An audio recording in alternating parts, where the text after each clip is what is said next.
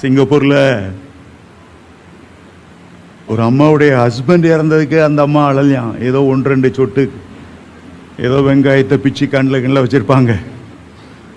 ஆனால் அவங்க வளர்ப்பு நாய் செத்த உடனே அப்படி அழுதாங்க.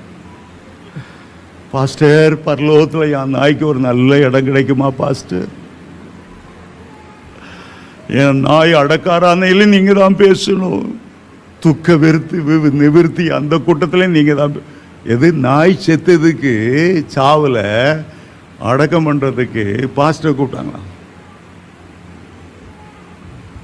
சரி, அதாவது ஏதாவது பேர் பிரசங்கம் பண்ணிட்டு போகலான்னு பார்த்தா ஞாபகத்தை கூட்டம். எதுக்கு ஞாபகத்தை விட்டோம்? என் செல்லமான நாய்க்கு அது ஆண்டோடைய மடியில் செல்ல பிள்ளையா இருக்கும். நாய்கள் பரலோகத்துக்கே போவாது.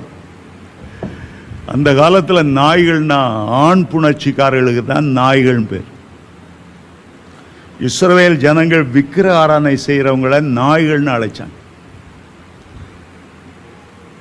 பிள்ளைகளின் அப்பத்தை எடுத்து நாய்க்குட்டிக்கு போடக்கூடாதுன்னு ஆண்டவர் கானானிய ஸ்திரீட்ட சொன்னார். அதுக்காக ஆண்டவர் அவங்கள நாயின்னு சொல்லிட்டாருன்னு நம்ம நினைக்கக்கூடாது. நீ நாயா இருக்கக்கூடாதுமா, நீ தேவனுடைய பிள்ளையா இருக்கணும்.